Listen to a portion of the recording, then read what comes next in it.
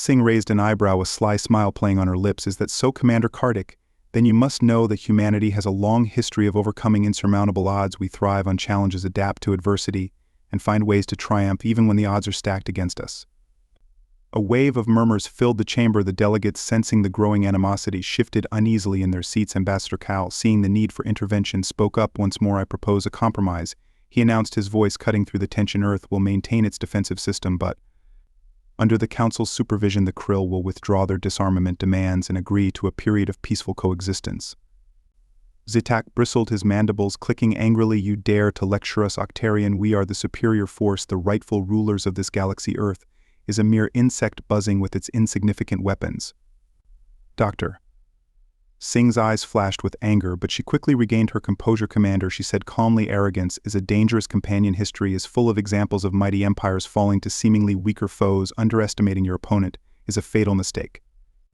The Krill delegation stirred their agitation growing. Zitak's second-in-command, a wiry creature named Kartik, leaned forward, its voice a venomous hiss. You speak of history, human, but you forget we have studied your species extensively. We know your weaknesses, your vulnerabilities, your so-called Armageddon Protocol is nothing more than a desperate gamble. Doctor. The delegates absorbed Dr. Singh's words. The weight of the situation was palpable. The Krill, known for their ruthlessness, had been backed into a corner. Their bluff called. The other delegates, while shocked by the reveal of Earth's capabilities, were hesitant to openly side with either party. Ambassador Cal broke the silence, his voice steady and measured. It is clear that both sides have presented compelling arguments. However, the stakes are too high for rash decisions. He turned to Zitak, his gaze unwavering. Commander, I urge you to reconsider your position. A conflict with Earth would be disastrous for all involved. She paused, letting the weight of her words sink in. As for its limitations, the protocol is designed to neutralize hostile technology within a certain radius. It does not harm biological beings, nor does it target civilian infrastructure. However, its effects on advanced weaponry can be unpredictable. A murmur of interest rippled through the chamber. Zitak scoffed audibly, but his bravado seemed forced. Doctor. Singh continued, her voice taking on a steely edge. Make no mistake, delegates, we do not seek conflict, but we will not be bullied into submission. If the Krill choose to escalate the situation, they will face the full force of our resolve. Ambassador Cal, ever the voice of reason, raised his hand, silencing the clamor. Esteemed delegates, he began, his voice carrying across the chamber. We stand at a crossroads. The Krill have issued a challenge, and Earth has responded with a demonstration of its resolve. It is imperative that we approach this situation with wisdom and caution. He turned to Dr. Singh, his eyes twinkling with a mixture of curiosity and respect. Dr. Singh, would you care to elaborate on the specific parameters of this Armageddon Protocol? What are its limitations, its triggers, its potential consequences? Dr. Singh nodded, her mind racing as she formulated her response. The Armageddon Protocol, she began, is designed as a defensive measure of last resort. It is not a weapon of aggression, but a shield to protect our home world. Its activation requires a unanimous decision by Earth's Security Council, and it is only triggered in response to a direct and imminent threat to our existence. A tense silence descended upon the chamber. The fate of Earth and perhaps the entire galaxy hung in the balance. Doctor. Singh glanced at Ambassador Cal, seeking his counsel. The wise Akshuan met her gaze with a knowing nod. It seems Cal addressed the council that we have reached an impasse. The Krill have issued a demand, and Earth has responded with a counter-proposal. It falls upon us, the council, to decide how to proceed.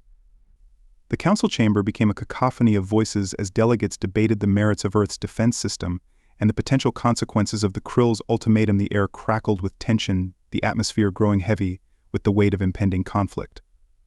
Dr. Singh, despite the chaos, remained a picture of composure. She had anticipated the Krill's reaction, their arrogance blinding them to the true potential of humanity. Now she had to navigate the delicate political landscape of the council, ensuring that Earth's message was heard and understood. Dr.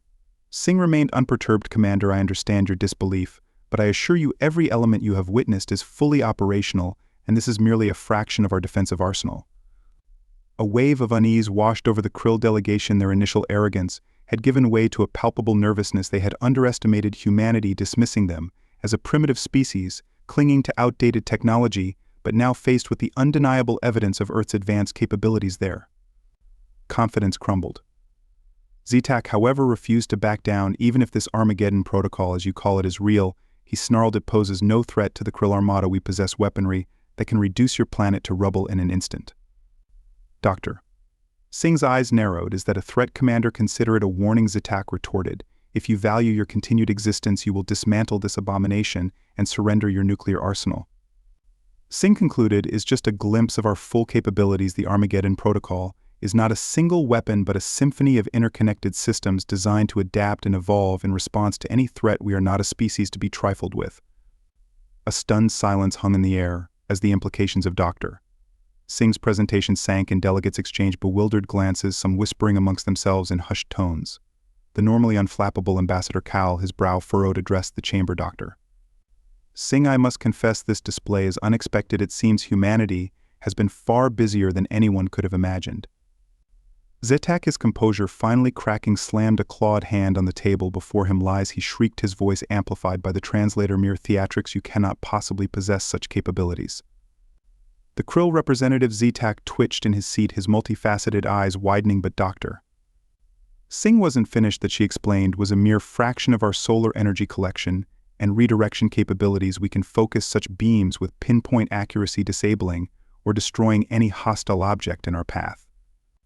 The holographic display shifted, now showcasing a swarm of tiny metallic objects deploying from another satellite. These nanobots swarmed around a simulated enemy vessel, infiltrating its systems and wreaking havoc on its electronics. Our nanotechnology, Dr. Sing continued, can disable the most sophisticated technology, rendering it useless in a matter of seconds. The display changed once more, revealing a grid of electromagnetic pulses radiating outwards, disrupting communications and creating a zone of technological silence in this. Dr. Sing, this is a grave matter. The implications of such a demonstration are far-reaching. Are you sure you wish to proceed? Dr. Sing nodded, her eyes gleaming with steely resolve. We understand the gravity of the situation, Ambassador. However, we believe it is crucial for the Council to witness the reality of our capabilities, not just hear our words. A holographic map materialized above the council floor, displaying Earth's position in the solar system. It zoomed in, revealing the intricate web of satellites and orbital platforms surrounding the planet. A hush fell over the chamber as everyone watched, their breaths held in anticipation. Observe, Dr. Sing announced, her voice echoing through the chamber. A brilliant beam of light erupted from a satellite orbiting Earth, arcing towards a barren asteroid designated as the test target. The asteroid, a lifeless rock several kilometers wide, glowed white-hot as the energy beam struck it, vaporizing a chunk of its surface. In an instant, gasps of astonishment echoed through the chamber.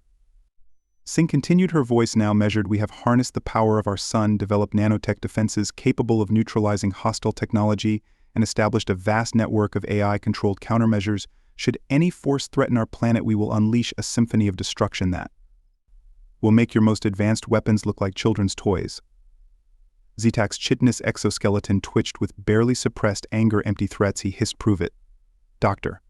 Sing met his gaze, unflinching. Very well, Commander. If the Council permits, we are prepared to offer a demonstration. The Council chamber buzzed with anticipation. Some delegates shifted nervously, unsure of what to expect. Others, particularly those from species with a history of conflict with the Krill, leaned forward with eager interest. Ambassador Cal, the elder statesman, spoke up, his voice a calming balm amidst the rising tension. Dr. Sing remained unfazed. Weakness, she retorted. Perhaps you should consult your history books, Commander. Humanity has a knack for defying expectations. She gestured towards the central holo display, which flickered to life, revealing a series of images that sent shock waves through the Council. There were grainy photographs of gaunt men and women toiling in a dimly lit laboratory, their faces etched with determination, blueprints for complex machinery. Flashed across the screen, followed by satellite images of sprawling installations hidden deep within Earth's deserts and oceans. This, Dr.